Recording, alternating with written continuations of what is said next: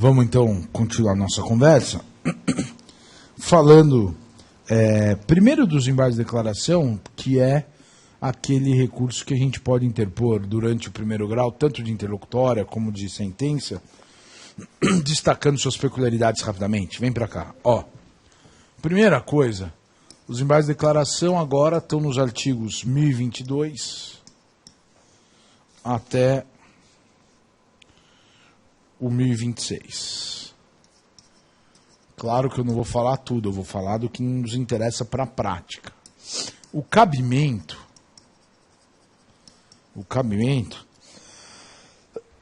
diz a lei, quando qualquer decisão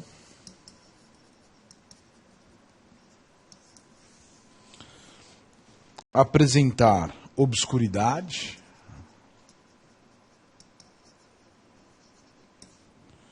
ou contradição,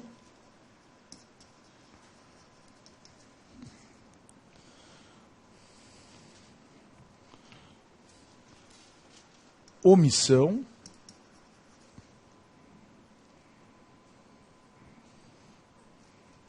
e também para corrigir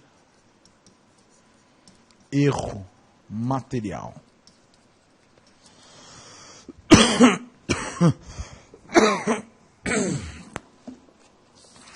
Bem, o que me chama a atenção é que essa história de corrigir erro material já vinha sendo aceita pela doutrina e alguns julgados, veio para a lei. Ótimo. Então, o que chama a nossa atenção? Primeiro, ele é interposto em 5 dias. Tá? Tudo bem que o MP tem prazo em dobro. O MP, a Fazenda, a Defensoria, enfim. Perdão. Interposto em 5 dias, o MP tem prazo em dobro. No primeiro grau, que é o que me interessa mais, ele é endereçado ao juízo da ação. E no segundo grau, ou melhor, nos tribunais, vamos fazer assim, nos tribunais, ele é endereçado ao relator. E não se esqueça que veio para a lei aquilo que já estava na jurisprudência, que é o seguinte, quando houver a possibilidade de efeito modificativo,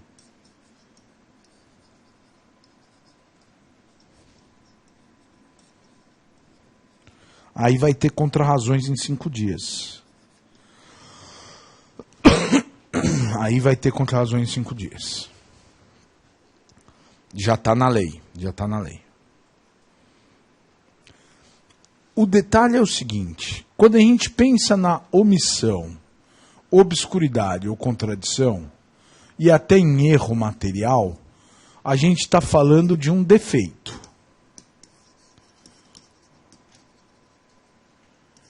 E aí a melhor solução é pedir para sanar. Isso é genérico, é uma dica genérica. Qualquer dos defeitos, omissão, contradição, obscuridade, erro material, pode pedir para sanar. Mas é comum, no caso de omissão, pedir para suprir. E no caso de contradição ou obscuridade, a gente pedir para aclarar ou esclarecer.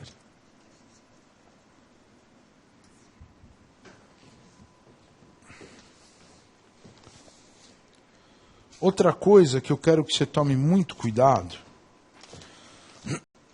é o seguinte: como os embargos de declaração são recursos, todo mundo diz que é recurso, menos a Ada Pellegrini. Está na lei como recurso, então a gente tem que usar o verbo interpor. É diferente dos embargos à execução, onde você usa o verbo opor. Aqui, como é em recurso, você usa o verbo interpor.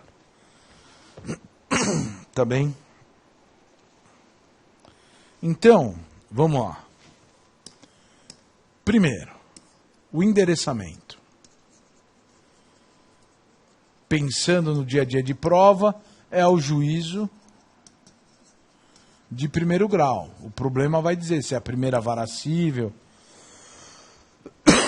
se é a segunda vara da Fazenda Pública da Comarca de Santos e assim por diante. Aí a gente tem que fazer a apresentação. É aqui que entra o verbo. Essa apresentação eu sugiro que fique assim: o Ministério Público, sempre sem abreviar, né? Por seu representante,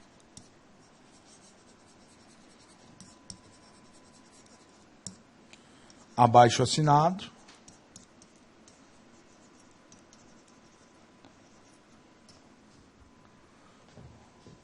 nos autos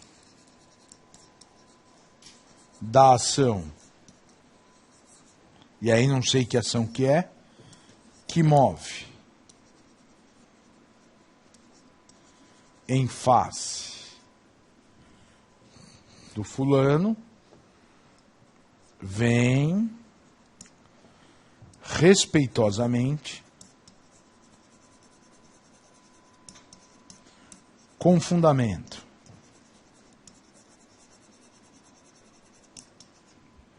nos artigos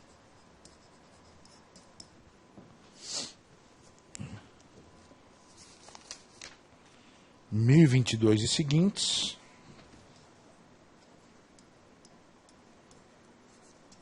do CPC, interpor embargos de declaração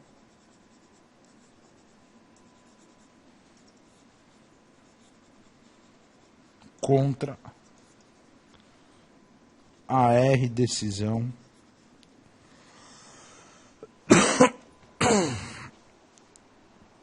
ou R sentença de folhas.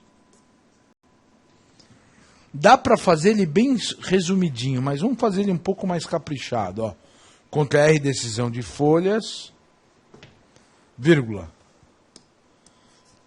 pelos motivos de fato e de direito que passa a expor. Aí você começa assim: da omissão.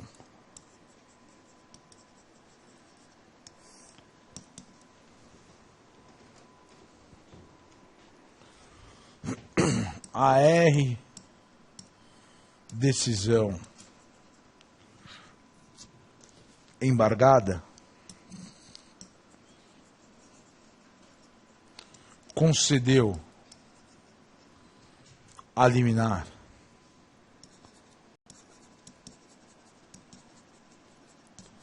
pleiteada,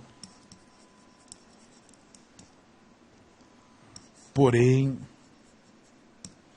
nada deliberou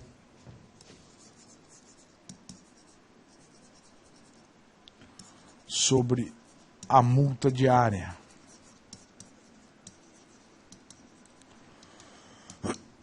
requerida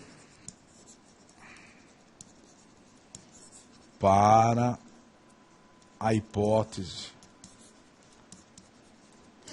de eventual descumprimento.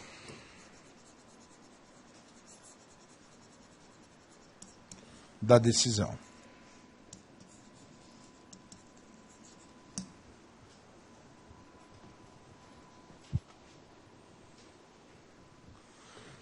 Aí você vem, de acordo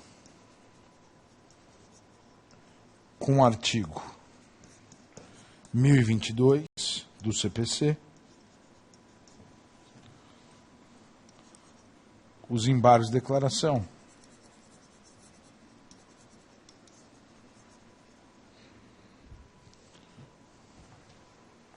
são o recurso adequado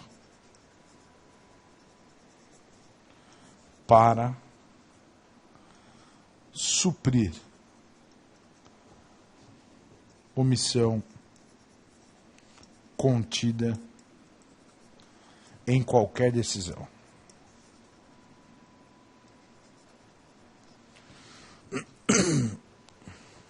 Aí a gente pode até dar uma reforçada, né? Especialmente quando se trata de preceito que reforça, né, a liminar concedida. Mas pararia aí.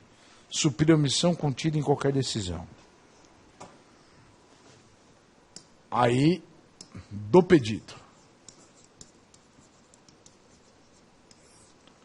Isto posto,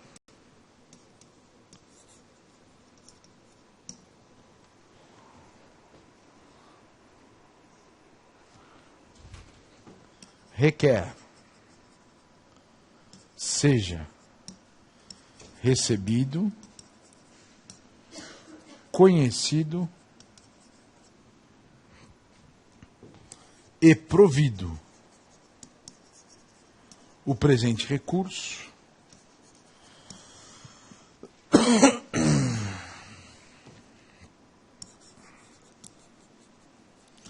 para suprir a omissão, fixando a multa diária de R$1.000,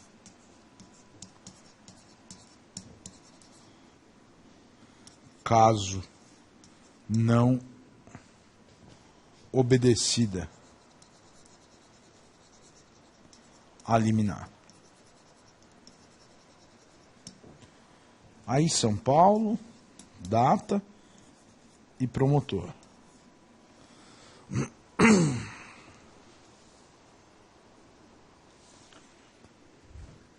Ó, nas peças do MP não é comum, mas nada impede que se coloque nesses termos, pede deferimento. Só que não é hábito. Mas como a gente está fazendo peça cível, né, por não é demérito, só que não há o hábito de se colocar. Tá bem? Já que falamos dos embargos, eu só peço uma observaçãozinha. Vai lá, observação. A observação é a seguinte.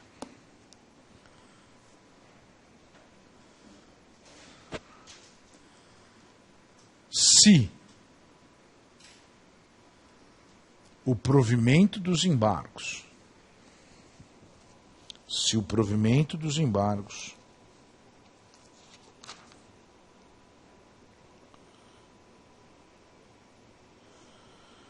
puder modificar a essência da decisão,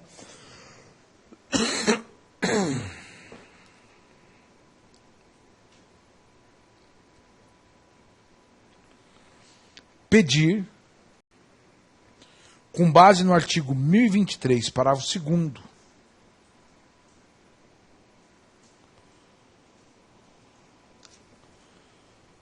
que seja dada oportunidade,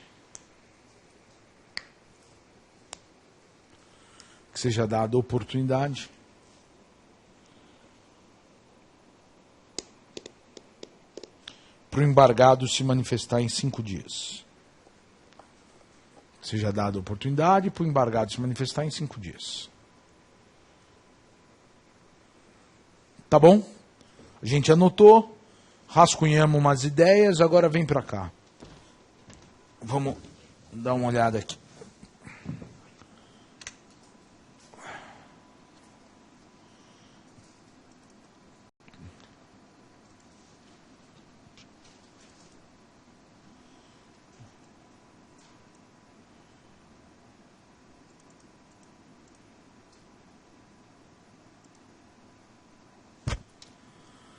Ó, aqui eu peguei uns embargos de declaração simplesinho, que era de um processo na vara civil. Foi uma folha mesmo, tá?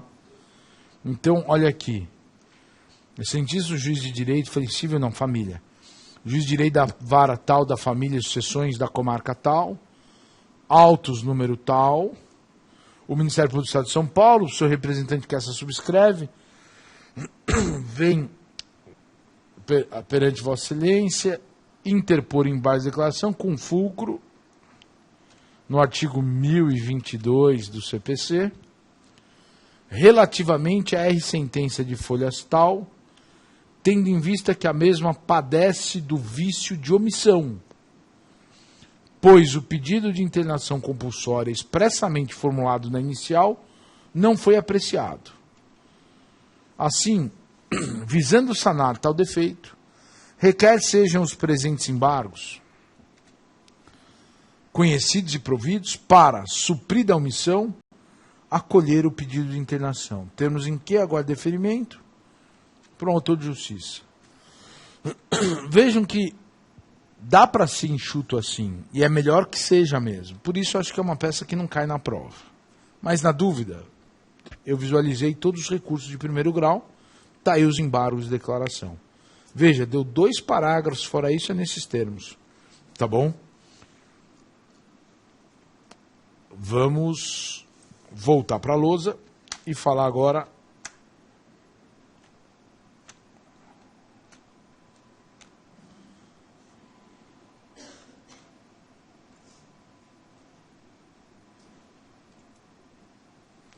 só um minutinho que eu tenho que voltar. Como é que volta? Aê! Agora vamos falar rapidamente sobre a apelação.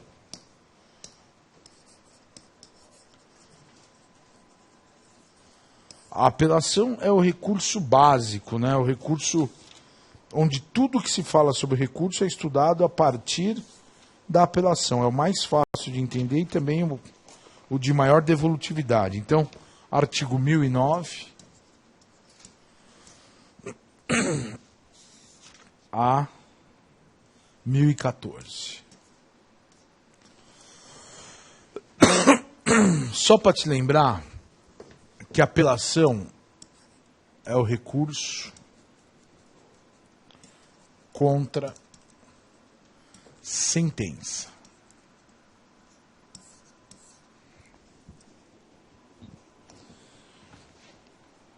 E também não se esqueça que o conceito de sentença está no artigo 203, parágrafo 1º.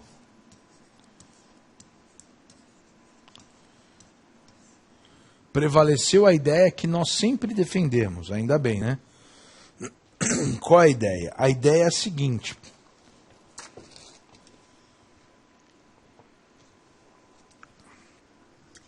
é a ideia de que sentença é o ato do juiz, é a decisão, é o provimento jurisdicional que põe fim ao processo. Essa é a regra. Ele põe fim ao processo. Se você pensou num processo de conhecimento que não vai ter execução forçada, põe fim ao processo. Se você pensou num processo de execução de título extrajudicial, põe fim ao processo. E se você pensou num processo sincrético, depois que houve execução forçada, põe fim ao processo. A única coisa assim, ó, é o ato que põe fim ao processo ou a fase de conhecimento de um processo sincrético.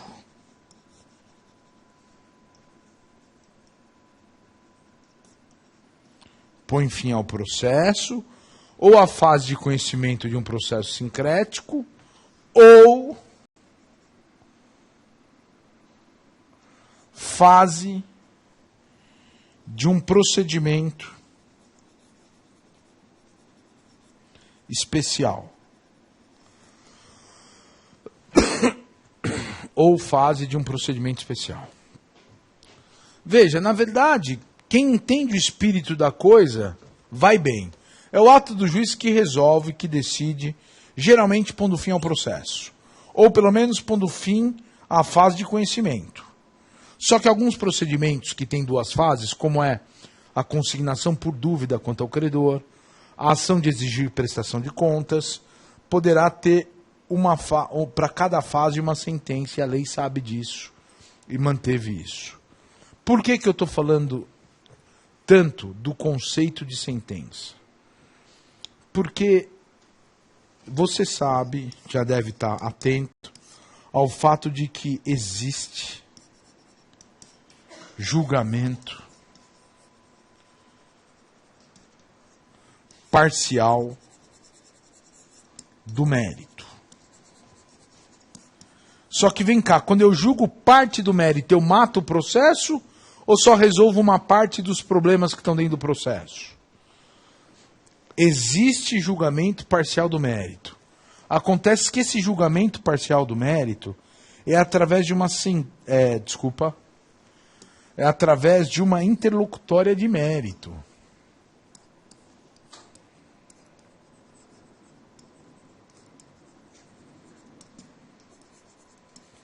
Através de uma interlocutória de mérito. Tá? E, portanto, aí o recurso já passa a ser o agravo do instrumento. Então não se iluda, apelação é recurso contra a sentença. E sentença não importa o conteúdo, e sim o efeito. Tem que pôr fim ao processo. Ou pelo menos a fase de conhecimento e assim por diante. Beleza? Tá bom. Agora, vamos lá. O prazo da apelação é 15 dias. Claro, todos os recursos fora o agravo é 15 dias. Dobra para o MP. É endereçado ao juízo de primeiro grau, prolator da sentença.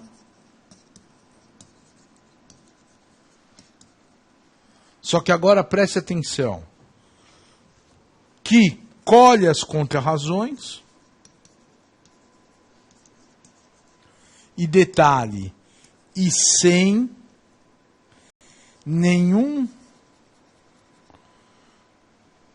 análise da admissibilidade, sobe para o tribunal.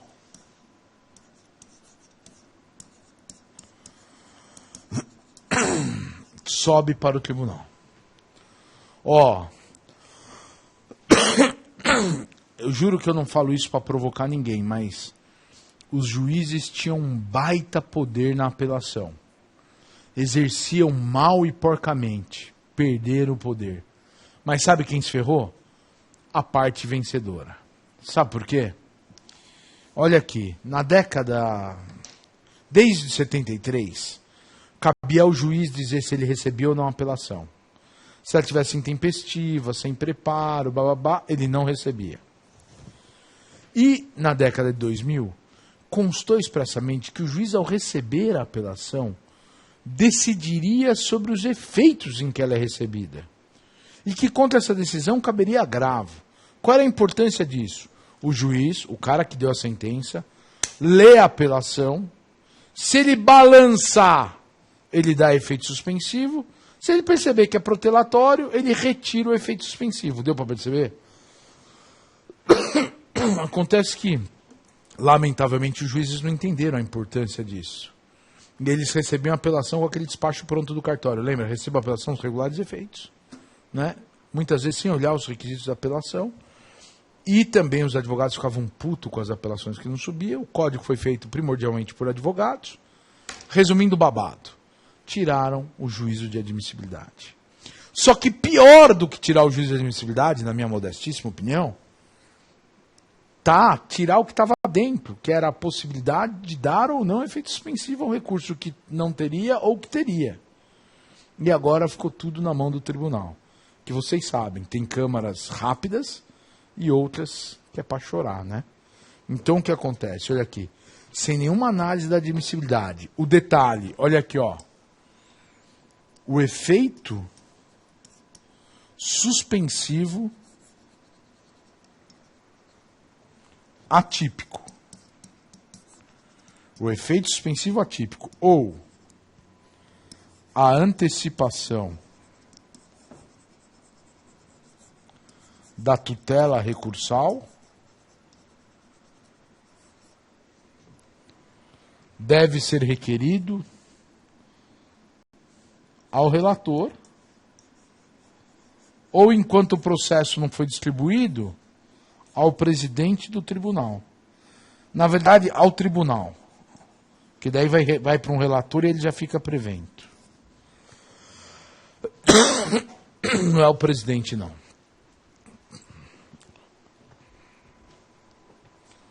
Bom,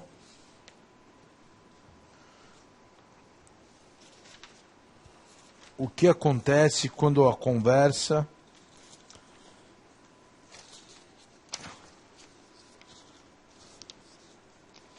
é sobre a apelação? Olha aqui, a gente já viu que o endereçamento é para o juízo AQUO,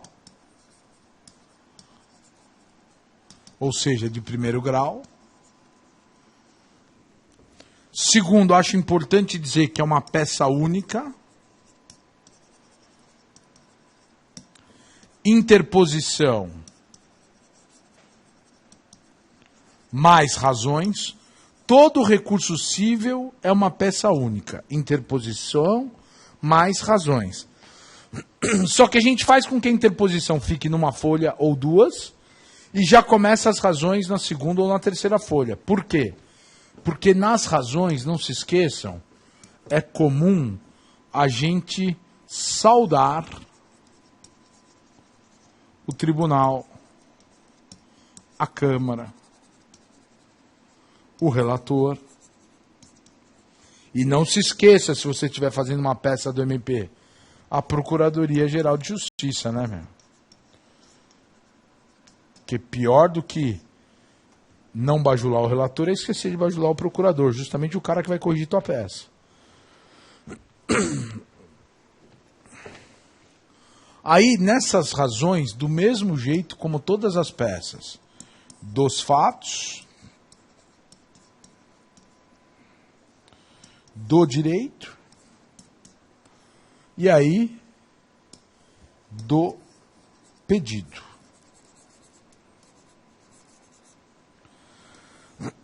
Não se esqueça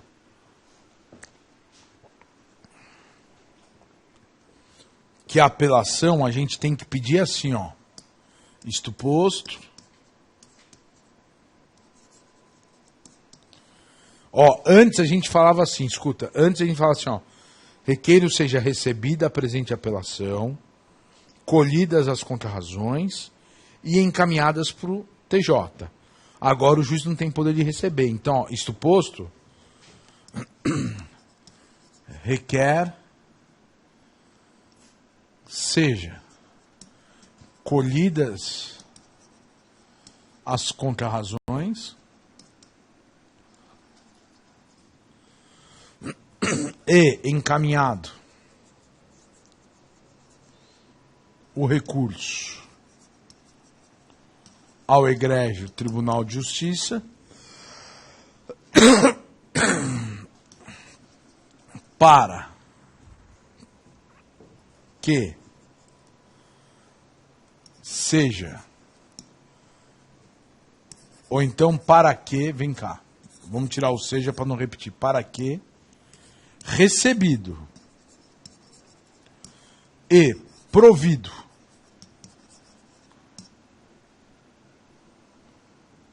seja reformada a R-sentença para, aí você já vem qual é a historinha, né?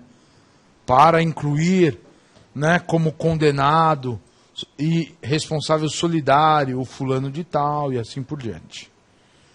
Percebam que não adianta pedir para receber. Então, ó, colhidas as contrarrazões, encaminhado ao egrégio tribunal para que, recebido e provido o apelo, seja reformada a sentença. Beleza?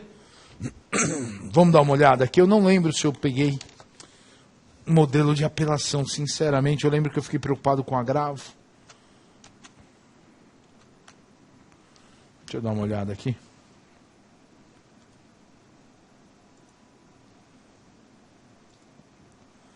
Espera aí.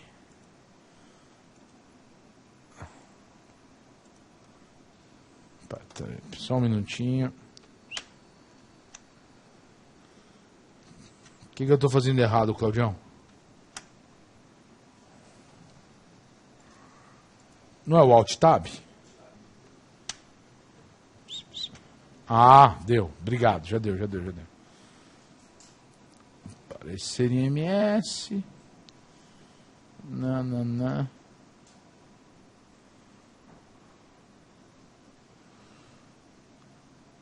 Eu não peguei, não separei. Eu não separei a apelação. Então faremos uma aqui na caneta, não tem problema. Nem o agravo que eu achei que eu separei, também não separei. Me perdoem, mas vamos lá. Eu disponibilizo os dois na área do aluno, está aqui no pendrive que eu não sei fazer agora. Vamos lá. Vamos fazer uma apelação, então. Vamos fazer melhor, vamos falar do agravo. Aí a gente faz o agravo que tem mais detalhes e aproveita tudo que dá para fazer na apelação e ainda tem mais coisas. Vem para cá, ó. Agravo do instrumento. Primeiro, não existe mais agravo retido, você já sabe disso, né? Segundo, que o agravo do instrumento está no artigo 1015 até o 1020. 1015 a 1020. Escute o que eu vou dizer. O CPC só admite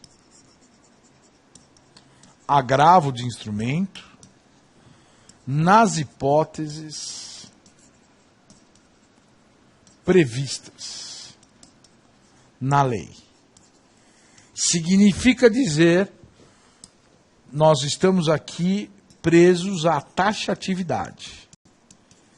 Não tem um único artigo, mas ou a lei diz que cabe agravo de instrumento ou não cabe. E aí já surge uma primeira questão importante. Observação. Duas observações. A primeira é a seguinte. Os incisos do artigo 1015 são exemplificativos.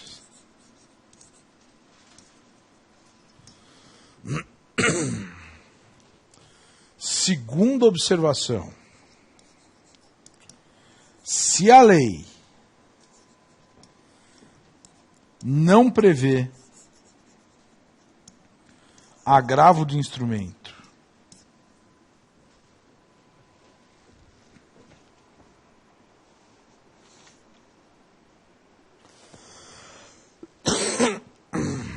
contra determinada decisão, se a lei não prevê agravo de instrumento contra determinada decisão, a questão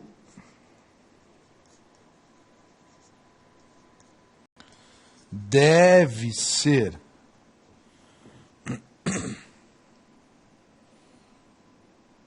trazida em preliminar nas razões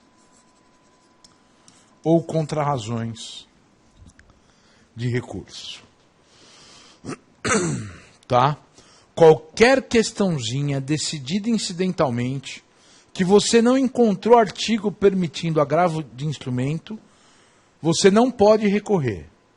Você vai ter que voltar ao debate, se te interessar, através de preliminar nas suas razões ou nas suas contra-razões de apelação. É igual, desculpe o que eu vou dizer, é igual ao extinto agravo retido. Só que em vez de agravar retido para mostrar que você vai discutir depois, você fica quietinho. Quando sai a sentença, se você for apelar, você preliminarmente, tal folha, você teve a decisão sobre tal questão, né? E eu quero voltar ao debate, está errado, tem que ser reformado. Tal folha teve decisão sobre tal questão, não houve agravo que não cabia, quero voltar ao debate, né? E aí depois você vem no mérito pedindo a reforma da sentença. Fechou? Tá bom. Outra coisa. O agravo de instrumento, olha que interessante. Se ele for eletrônico, no processo eletrônico, não exige cópias. Claro, você agrava, é o processo eletrônico, qualquer um clica ali no agravo, clica no principal, vê o que quer. Agora, se for físico,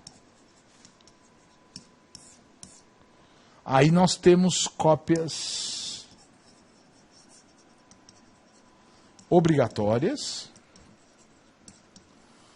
E as cópias obrigatórias aumentaram, hein? As cópias obrigatórias estão no artigo 1017, inciso 1. Ó, entra aqui a inicial, a contestação,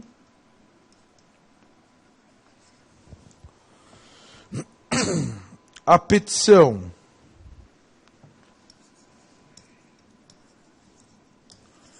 que ensejou a decisão, a petição que ensejou a decisão agravada,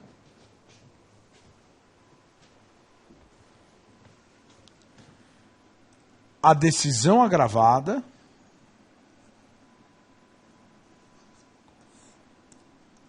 a certidão de intimação ou outro documento que sirva para você mostrar a tempestividade, e ainda as procurações.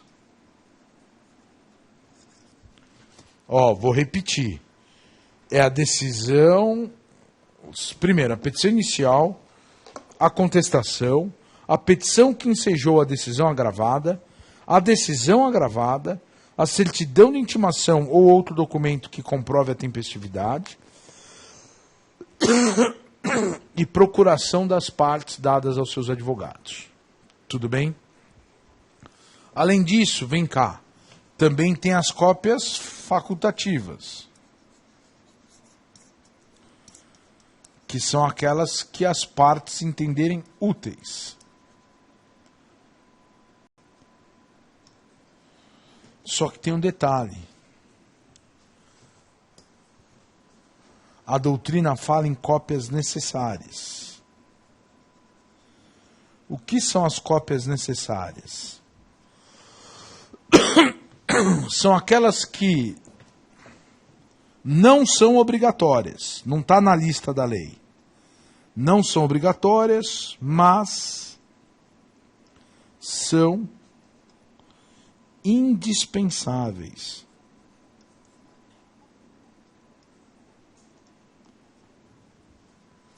Para análise do recurso. Não são obrigatórias, mas são indispensáveis para análise do recurso. Tá? Outra coisa que eu acho bem importante é o seguinte. Eu acho importante que você saiba o seguinte. Só se ele for físico, o agravante, em 3 dias, deve comunicar o juízo aquó.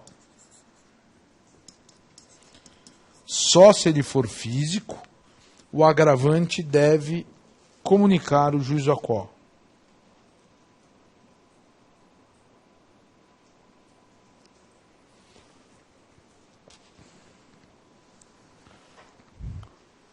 Com cópia do agravo e relação de documentos.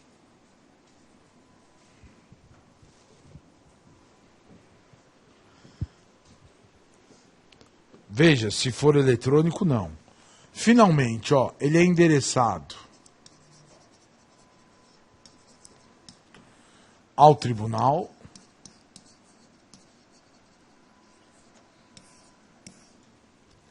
protocolado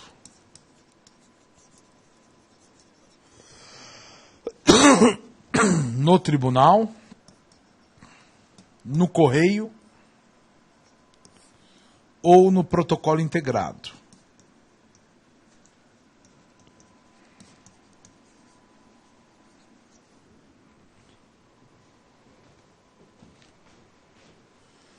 E aí o grande lance é o seguinte, não tem essa de interpor para o juiz ou a cópia mandar para o tribunal, é direto para o tribunal. Vamos lá?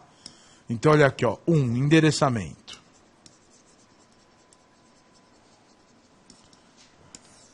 Você já vai mandar para o presidente. Então, excelentíssimo, senhor, doutor, desembargador,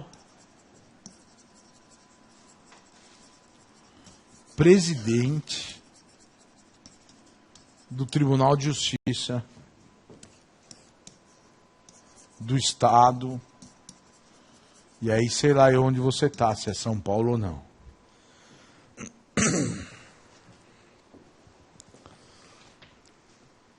Aí vem a apresentação, 2.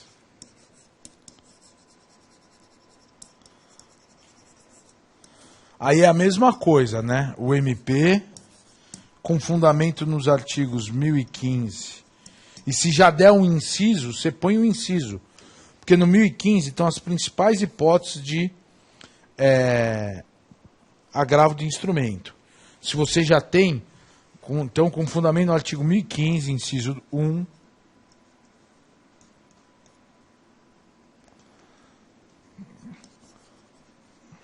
por meio do promotor de justiça, que essa subscreve,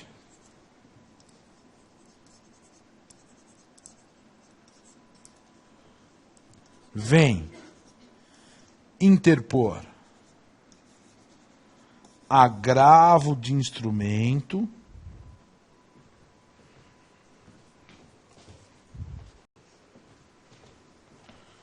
contra a R decisão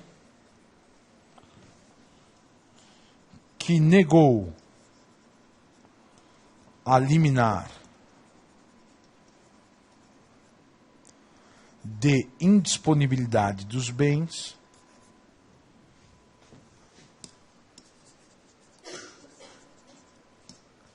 na ação de improbidade administrativa que move em face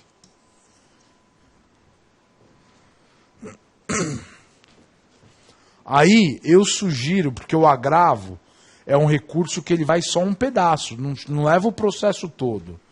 Então, eu sugiro que faça assim, ó. Resumo dos fatos.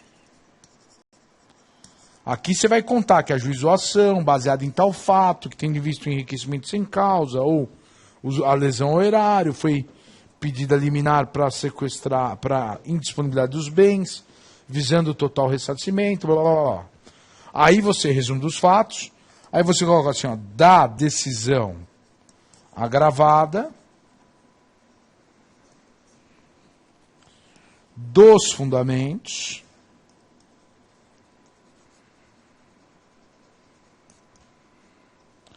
e finalmente do pedido.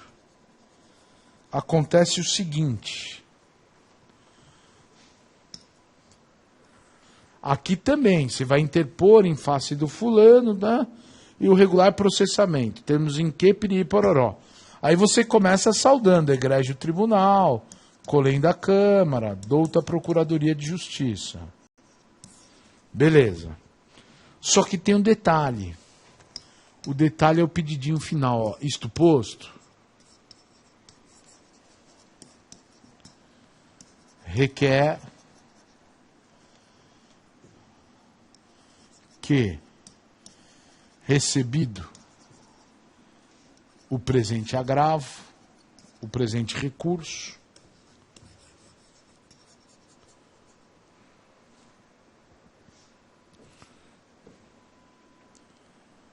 Seja ele processado, com liminar,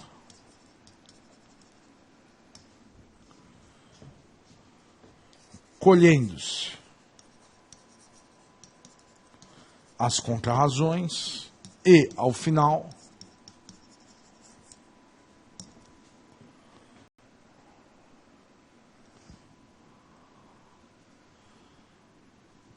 dado provimento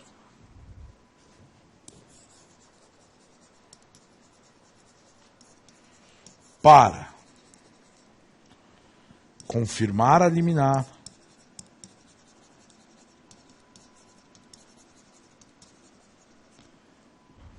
determinando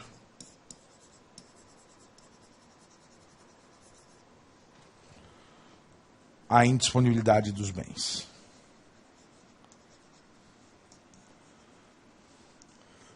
Pessoal, aqui eu só falei da questão do conliminar, porque ou aqui, outro sim, requer, aí você capricha, fumaça, fumus boni iuris e periculo in mora, e pede a liminar ao relator.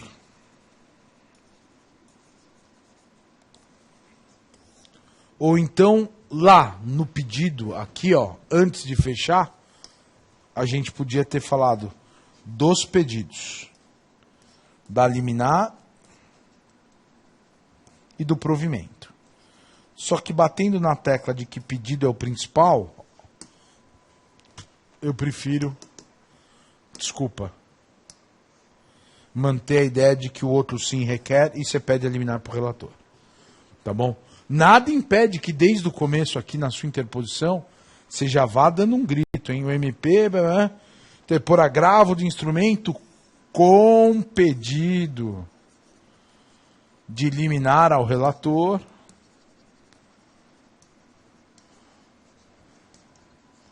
tá? E vai para frente, tá bom?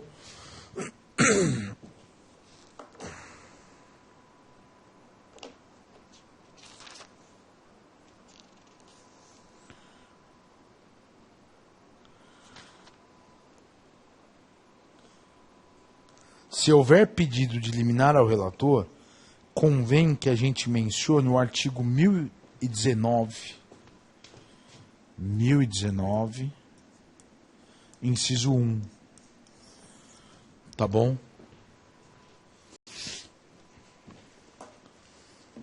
Bom, tudo que está aí no teu caderno te permite fazer o agravo e a apelação. Eu, na hora de salvar aqui para o computador para mostrar para vocês, acabei trazendo recurso especial e esqueci de trazer a apelação e agravo, ou não salvei. Eu vou disponibilizar na área do aluno segunda-feira a apelação, agravo, contraminuta e embargos de declaração. Qualquer dúvida que você tenha e que o caderno não te resolva, manda um Twitter para mim, eu faço questão de esclarecer, né? E aí, se você, eu estou sempre aqui de segunda, de terça, de quarta, são dias que eu costumo dar aula por aqui, nos corredores, enfim, qualquer hora, as salas dos professores podem me procurar, eu esclareço o que for necessário. Você que está nos assistindo pelo sistema online, manda um Twitter, se for o caso a gente conversa, ou inbox, eu te mando o meu e-mail, a gente dá um jeito de resolver as questões, tá bom? Muito obrigado e me desculpem qualquer falha ao falar ou ao expor, que hoje realmente eu não estou bom, tá? Muitíssimo obrigado, fiquem com Deus e até uma próxima oportunidade. Tchau, tchau.